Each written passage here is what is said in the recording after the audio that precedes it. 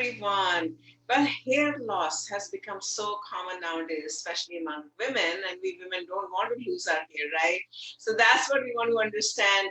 How can we prevent hair fall from Dr. Aditi? Dr. Aditi is like three in one. She's a homeopathic physician, nutritionist, as well as a yoga instructor. So I am super excited to talk about this topic with her today. Thank you so much, Dr. Aditi. My pleasure. All right, let's just understand, what is normal, like how much hair can we lose on a daily basis, and what is not normal, and then talk to us about what is it that we can do to prevent hair fall, right?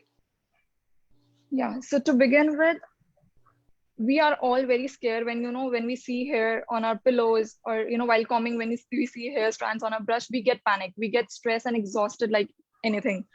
So to understand that, on usually our scalp consists of 1 lakh hair strands on an average.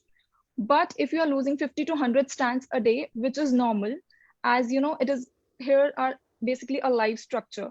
So they go through a certain phases, like your to have your growth phase, then your transitional phase, and then they go to your resting phase.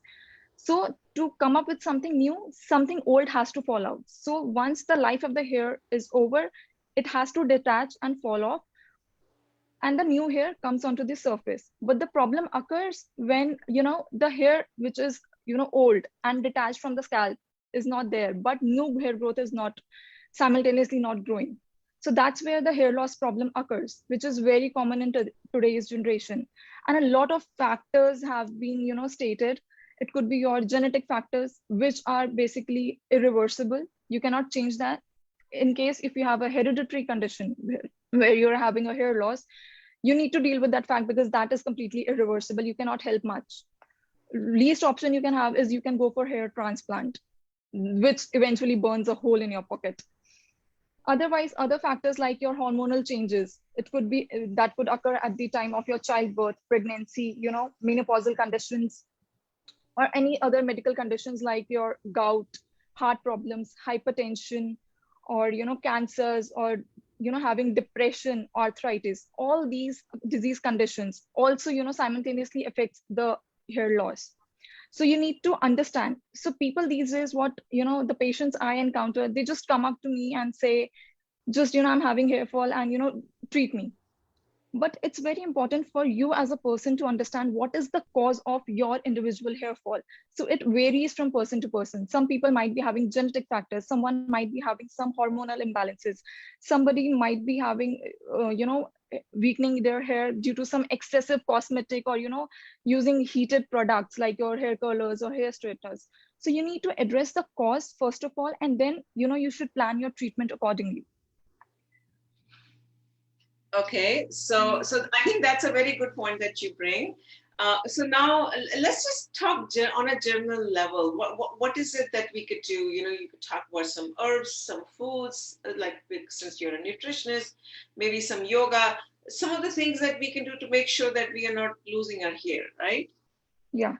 So before jumping to the treatment protocol, we should, it's always say that prevention is better than cure.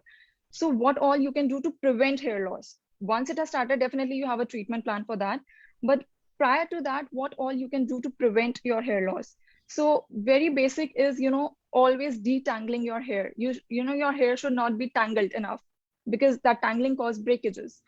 Or, you should gently wash your hair with a very mild shampoo. Not more than 2 to 3 times a week, you should be shampooing your hair. Then your other factors, like not too much of warm or hot oil application, or that also weakens your scalp, that opens up your pores, which makes your hair follicles very fragile and brittle to break.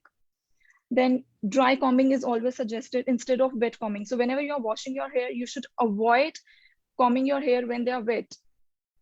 Rather, you should always opt for natural drying of your hair, which you could be having in sunlight or something, not in a direct sunlight, but yes, you should let your hair dry naturally rather than using your blow dryers or hair straighteners or heated equipments. That eventually causes your hair to break. Then if somebody is going through a chemotherapy, I would say, especially cancer patients who went through chemotherapy and lose their hair, So one thing they can opt for, once they're done with your chemotherapy, they can ask for cooling caps, which are very much available with the therapist, which, further prevents your damaging of your hair. So it's very, you should be applying oil, 2 to 3 times a week. It's very important to nourish your hair internally as well as externally. So internally, you can take supplements, nutritions, and vitamins like your biotin, vitamin D, vitamin C, your zinc.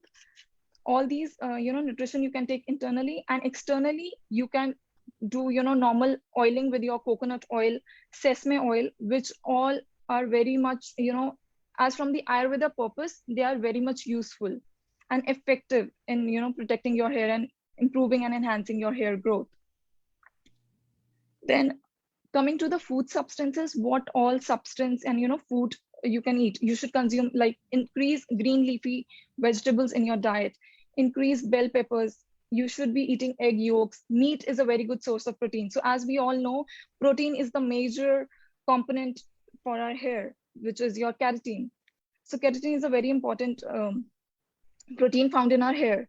And these days, keratin treatment is very much, blooming in salons and everywhere. To which I personally say no. If you are opting for a keratin treatment at a salon, I should say that you should avoid that, because the keratin is not only coming, it is also added with other ingredients, which also includes your formaldehyde. And as I'm quoting, that American Cancer Association says that formaldehyde is a carcinogenic agent, which is very much mixed with the products having keratin treatment these days. So it may promote cancer growth in your body. So you should be avoiding keratin treatment altogether, rather than opting for natural home remedies or nutritional supplements that can enhance and improve your hair growth. Okay, so I think these are really good points. Now, a lot of women, and as they start aging, when they're hitting perimenopause, menopause, they start losing hair, right? Do you have any tips for the women who are in their 40s?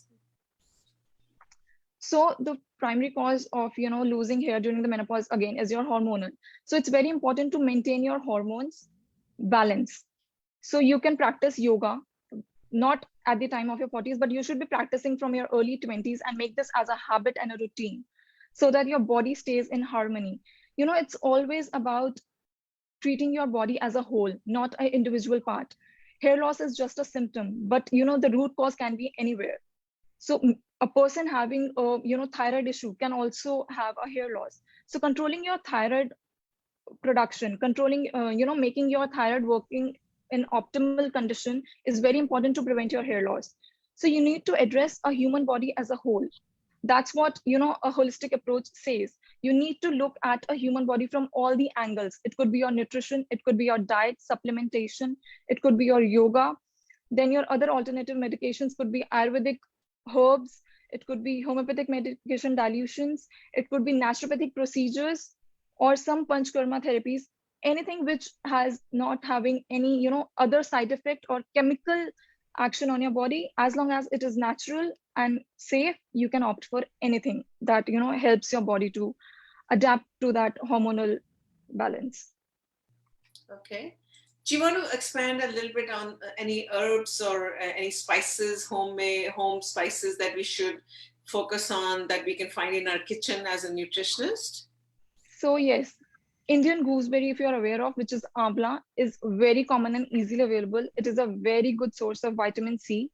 It enhances your hair growth. Then comes you can consume it, and even you can extract the amla juice and apply externally over your scalp as well. So you can consume it both internally and externally as well. Then comes your few oils in your, kitchen. You can find like your coconut oil, your sesame oil.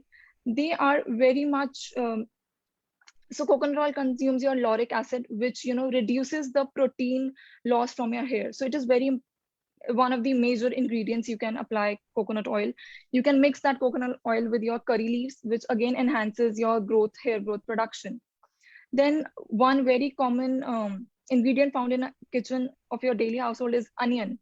That is your Allium cepa. So you can, grind that onion, make a paste, extract that juice, and apply that juice over your scalp as your hair mask. So, it improves your circulation, and it has keratinocytic growth factor, which is a very important mediator for your hair growth and development. So that's how, if you see now, today's so many brands are having your onion hair oil. So that's how they have taken it from traditional medicine and, ancient herbal remedies, and they're making business out of it. So yes, you can take that. Then aloe vera is a very commonly found plant. You can grow it easily at your household. The bulb, the gel part of the aloe vera, you can scrape it off and use it as a hair mask.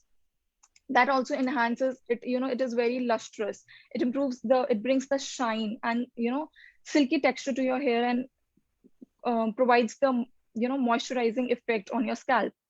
So you need to avoid everything and anything that causes dryness to your hair, that makes them brittle and fragile.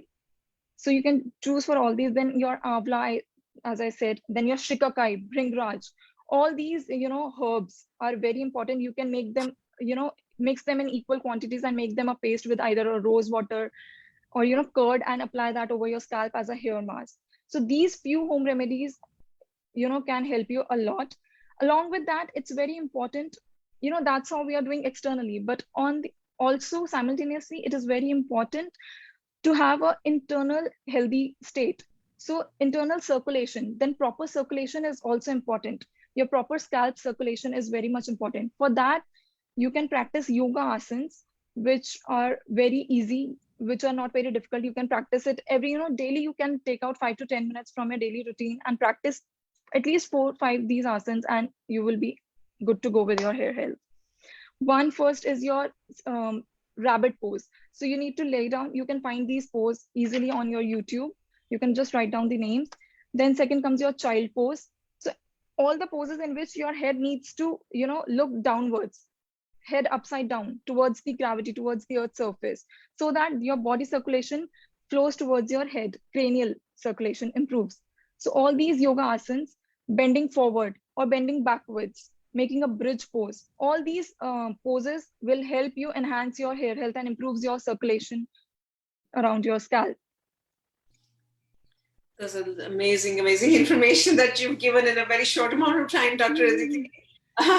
So I'm going to definitely try a few of those tips that you gave. Well, this is a quick 10-minute session that we bring on a daily basis, just to advocate a holistic lifestyle and really start doing teeny bit steps on a daily basis. That's what our hope is, and that's what we're doing. Yes, please. Anything else you'd like to add? No, just bottom line, I would like to say hair loss is reversible in majority of the cases, knowing what is causing your hair loss. So you better choose a treatment plan according to the cause of your hair loss and stay consistent. So nothing happens in a day. No magic will happen. If you would come to me and say that, I tried this for a week, or I did this twice a week, this method or home remedy, or, this yoga asana is not working enough, it doesn't happen in a day. It needs consistent practice, and it will take up to months to show you results. So practice anything for up to 3 months, and then, have that patience to see that results. Nothing will happen all of a sudden.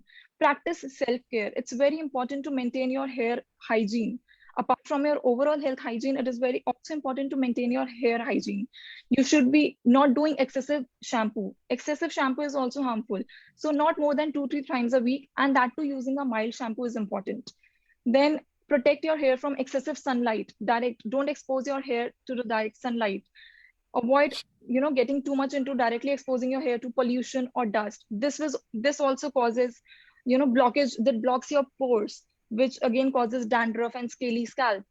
So avoid all these external factors. Look for how you can enhance your personal hygiene and live a lifestyle that complements your health externally and internally. It's very important to maintain your balance between your mental health, emotional health, and spiritual health, and physical as well.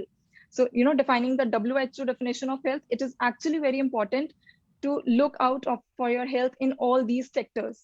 So even if you're emotionally disturbed or stressed, you will lose your hair, as stress causes your, they reduces your inflammatory markers. So you tend to lose your hair. So whenever you're anxious or stressed about something, or you pass through some shock or trauma, the very first sign you see is you start losing your hair, because they are very sensitive and easily targeted organ of the body. So live a lifestyle which complements you holistically. Avoid stress emotionally, avoid stress physically, and that's how you're good to go. Well, thank you so much. I think stress has become like a, all of us have to live with stress nowadays with our lifestyles that have become all over the world. So, Absolutely. right, reducing the stress is very paramount. So, with that, we thank you, Dr. Aditi, for being with us. Everyone, have a great weekend and take care of your hair. You don't want to be losing your hair, especially, and yeah, that's all we have to say. With that, namaste and thank you. Thank you.